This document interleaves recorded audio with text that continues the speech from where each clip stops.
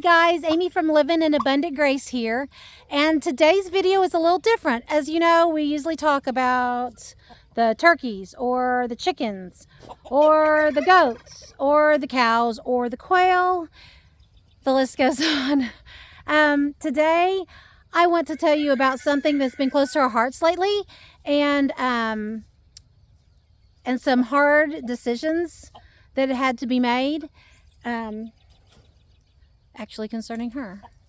So we'll get to it. Thank you guys for listening. And if you're the type that believe in praying for animals, then I would love it if you would do so.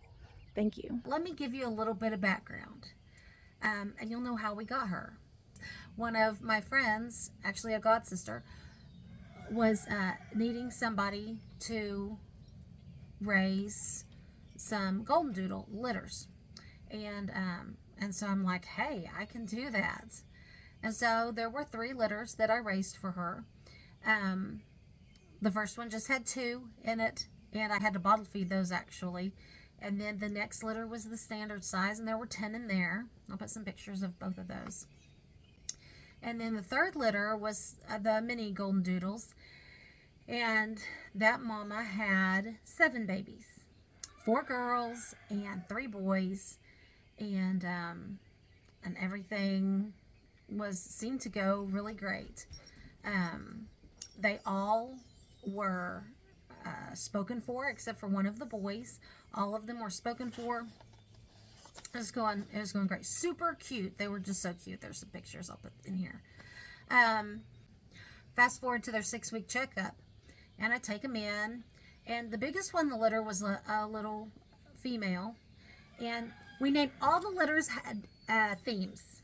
That was born here was farm animals.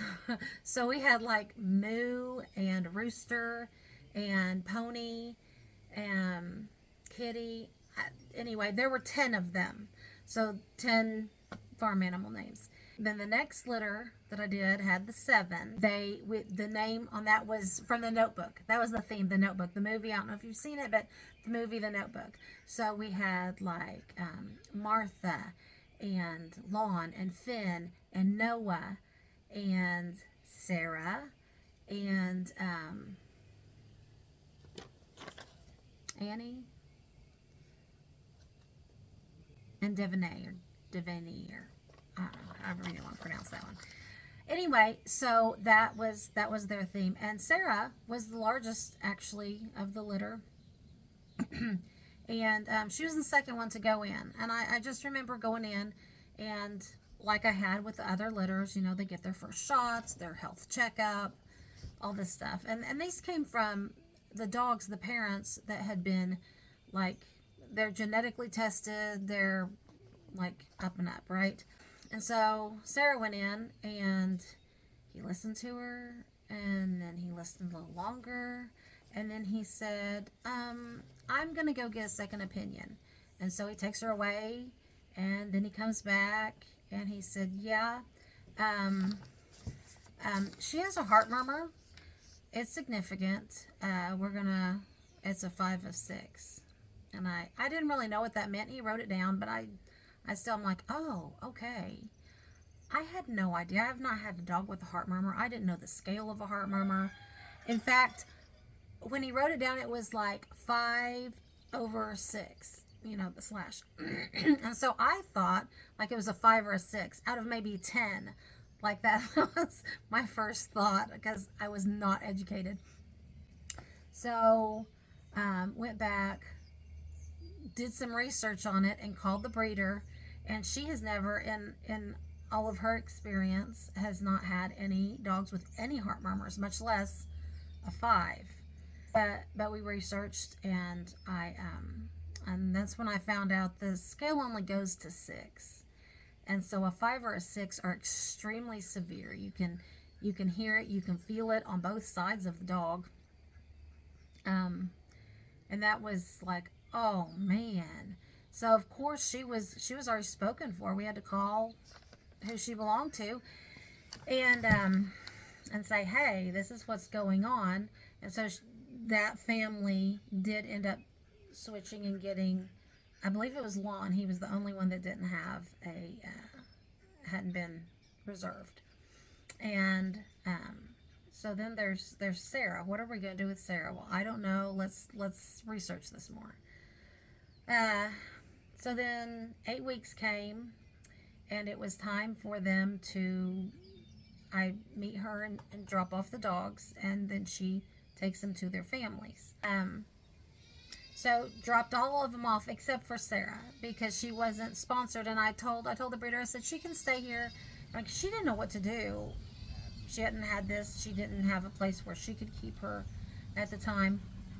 And I said, until you can find out what you're going to do or figure out where she's going to go, she can just stay here. You know, we like her. She's sweet. She can just stay here for a couple weeks till you figure it out. Well, I don't think we made it to the end of those 2 weeks before I I messaged her and said, can she please stay? I'll just let her live her days out and, you know, let nature just take its course, and she can just stay here until she passes. That was the plan, guys. That definitely was the plan. She was so easy to keep. She's really smart, not hard to potty train at all. Of course, she was pretty much started on that. And got along with our older dogs. I have 2 senior dogs. One is 12 and one's 14. So they get grouchy, and she didn't push them, but they actually let her curl up with them, which is not very usual. They don't like newcomers or whatever. And so, and then Alyssa, who was a great babysitter for the puppies, actually, that's our 3-year-old. It's actually my son's dog. She loved the puppies. She wanted to mama all of them. So her and Sarah became best friends. That's Alyssa. They became best friends. They ran and played, and they were great. And I mean, Sarah was the heart murmur baby. It's like, oh, we can't leave her. Of course, this is fall and winter, and oh, we can't leave her. Oh, we'll take her with us. And oh, I don't want to leave her in a crate by herself. She'll stress out and cry, and so she can sleep right here by me in the bed. Okay, so you get the idea. This dog is extremely, extremely spoiled.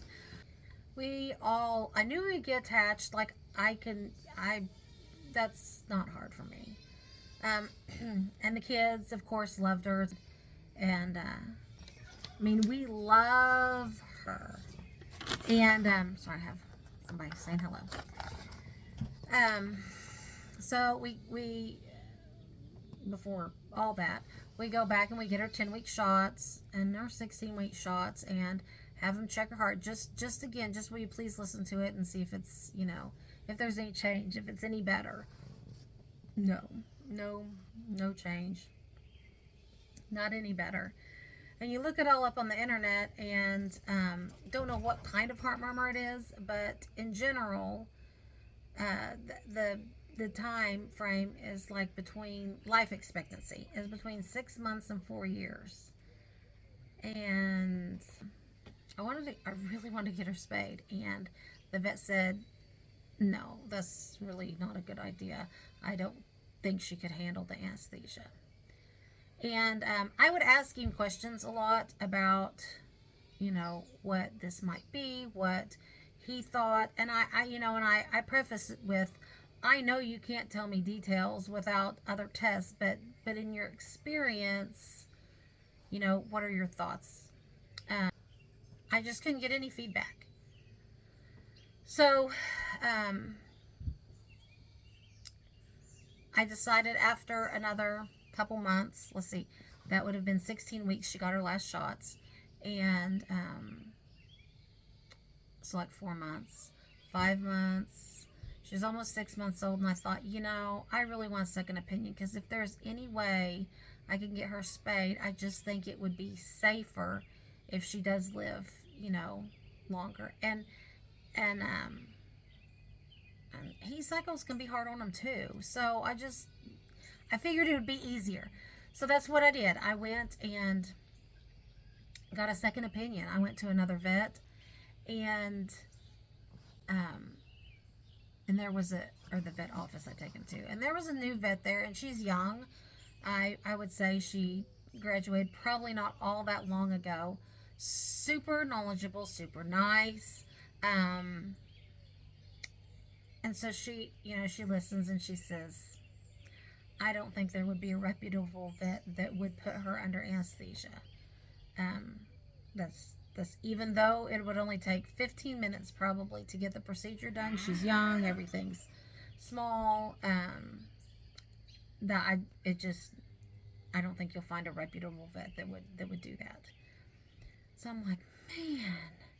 She said, I can't diagnose her with an ultrasound, but can I go ahead and do an ultrasound on her so, I can see a little bit more? She said, and she told me I can't diagnose with this. She would need an echocardiogram.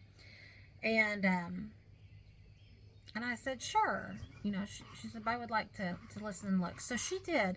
She took all her time, a lot of time, and she looked at everything. Everything she could. The left side is really large. So she goes, I'm going to listen and I'm going to do a little bit of research. She said, and I think it might be a PDA, but let me do some more research. And she told me again, I can't diagnose this for sure without the echocardiogram. Okay. So then that was Friday. She called me back first thing Monday morning and says, hey, I know this is a big hardship, and I'm not saying you should have anything done. She said, but after listening and after looking and researching and listening to the other heartbeat, she said, it really sounds like a PDA. And see, and that it does not mean public display of affection. Because that was the only PDA I'd ever heard of. So she said, and humans can have it too. It's something that doesn't close off or switch over. I'm not a vet, guys, so you'd have to look it up for the real stuff yourself, of course. But if it is a PDA, it's not an open heart surgery. It's a surgery, and the surgery costs between $3,500 and $5,500. And the echocardiogram is $500. So that's a big decision. This is not a financial undertaking I was anticipating. Also, when I was in there in the vet's office, she said she's doing really well for as severe as this heart murmur is. She's doing very well. But then it's Grace. She doesn't need any heart medicine yet. But what happens is that side, from what I understand now, guys, don't be quoting me, but from what I understand, that side that's enlarged, when the elasticity starts going, it, instead of it flowing one way, the other side, it flows back the other way, and that's where you have your, and by then they can't do anything. It's put them on heart medicine and wait till they die. I mean, pretty much that's it. Well, okay, I've got so attached, guys, so attached to this little girl. I mean, my kids would start asking, well, my middle boy always has asked, who's your favorite child? Am I your favorite child? And so with Sarah going with us everywhere, I just say, nope, Sarah's my favorite child. Instead of the usual answer, I love all my children, I don't have a favorite. So Sarah, I've made the really hard decision, but I just can't handle the, what if we could do something and it's not that hard, and the life expectancy afterwards is long. It has a good life expectancy after the surgery, if this is what it is. So I'm going tomorrow. You probably won't see this video until after I go, so I can kind of have somewhat of a conclusion answer at the end of it. And plus, it's taken me a long time to do this video because I didn't want to get... Okay, my phone just fell off. I just put you back. I don't know if that's where it was or if this is different, but anyway, so I'm taking her in tomorrow for her echocardiogram. Probably an emotional decision, but I just couldn't handle thinking that there was something I could do, and I didn't. And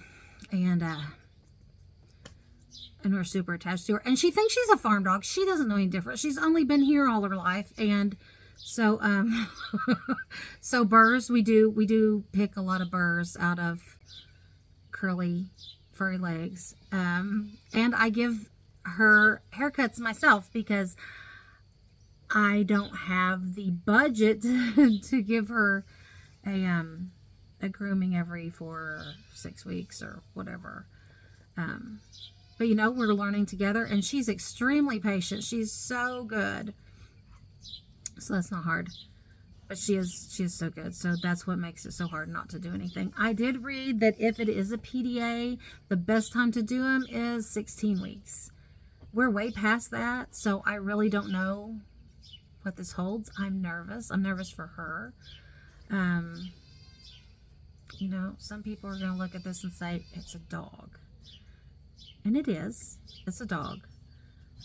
It's a dog we are extremely attached to. She's a friend. She, see, now so I'm going to get emotional. I'm going to try to make it through it though. She's a friend. She sleeps on my kid's lap. Well, we just really don't want to do without her.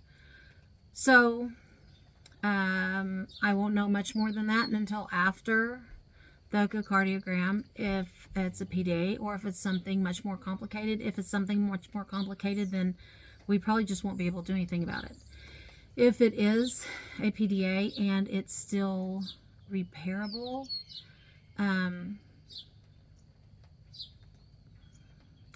then probably I'll take out a credit card and get it done, because I can't not. And I know I'm going to have a lot of people just really... Anyway, but this is Sarah's story, and I want you to know Sarah's story. And whatever happens, I want it here so that I can look back, so the kids can remember. And sometimes pictures get lost and cameras get stolen, but YouTube, hopefully this will be there for a while. Anyway, I wanted to give that to you, and I will give you an update tomorrow. So we are on our way to, actually we're dropping 2 kittens off first, and then we will be going to Sarah's appointment. I wore no mascara or eyeliner, which over half the time I don't anyway, but usually if I'm going to some kind of appointment, I do tend to wear some, but not today, because I don't want it all over my face. So I'm a little nervous. Sarah's not. She's doing great. She even sat down and let me brush her this morning. About trying to dart off because she got bored. Anyway, it's weird to hope for something that is going to cost me a lot of money. It's just kind of a weird feeling. But anyway, so I'll update you again when we get out. I'm here at the vet's office, and we're waiting the specialist, and so we'll see. So we decided to stop by a pet store and just kind of chill out for a minute and dress Sarah up. Look at me, hey, Sarah. Sarah, no, don't eat the, Sarah, look. Quit. You good girl. She's so cute. She's like, I don't know what to think about this hat. Oh, Sarah, sit down. Let's see your... Sit. Oh, look.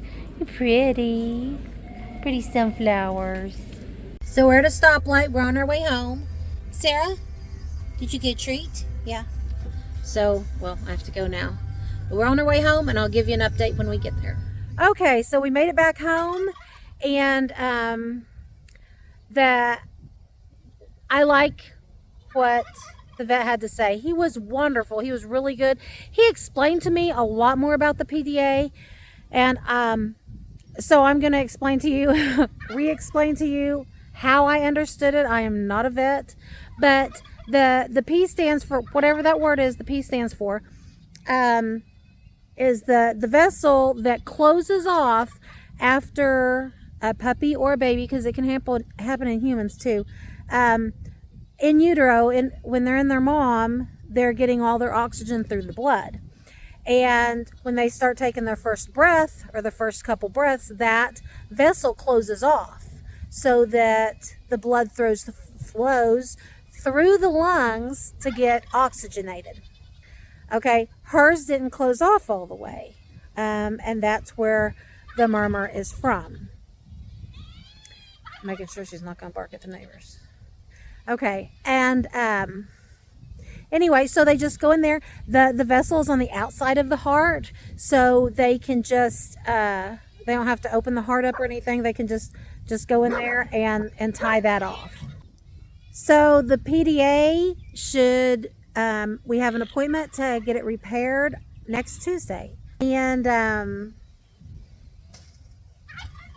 so I'm nervous and excited for her. He said she was a good candidate. He said a lot of times if there's one heart defect that a lot of times there'll be something else wrong also. And so he looked at everything through the echo, and everything else looks just great. I'm excited about the possibilities of the outcome, and a lot nervous. I could have actually worn mascara today. But that vet was super nice. I hope the surgeon is just as nice. A side note, another way they can fix the PDA is they go in through a cath up into the heart and just put a plug in there, basically. It expands the way he was saying. But you have to have a cardiologist for that. And there are no animal cardiologist in Oklahoma.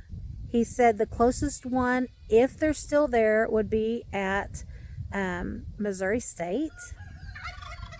Otherwise, it might be, I can't remember if he said Illinois or Georgia. I don't know. It was some far off state that is not a possibility. So that would be less invasive, but really he said it's a pretty easy procedure, and they do them successfully really often. So that's our update.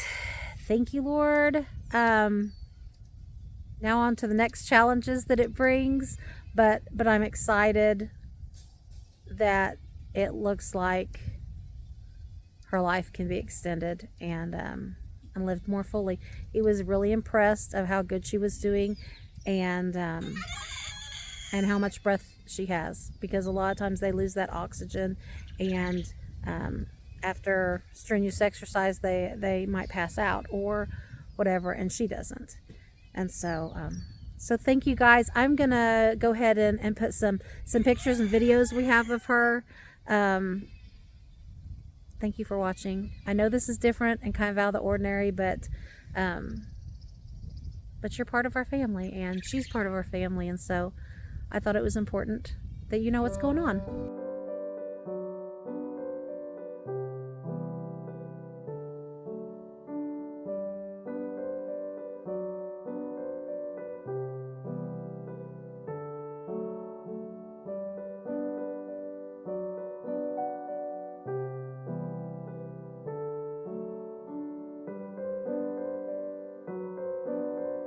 She says hello.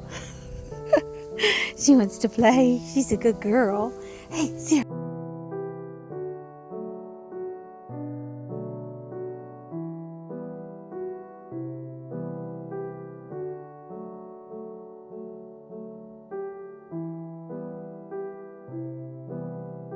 Hey, Sarah. Are we going? Yeah, she's a great travel buddy. Sarah, what are you doing? What are you doing, Sarah girl? Yeah. She's a good girl. Yeah.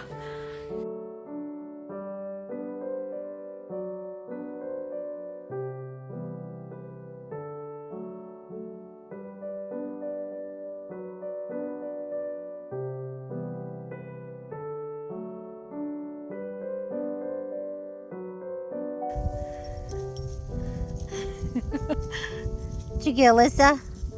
Huh? Sarah! Sarah! Come here. Come here. She's a good girl.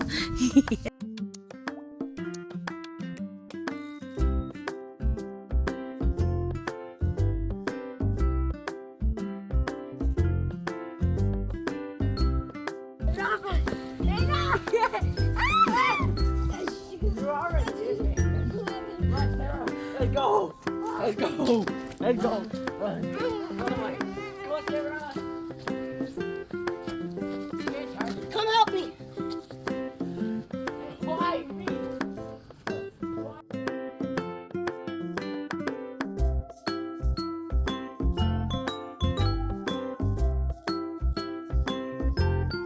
Sarah, you're in my spot. You have to move so I can lay down. Sarah. Oh, Sarah. You should move now. Sarah, get up. Come here. Get up. I am supposed to lay there. Get up. Come on.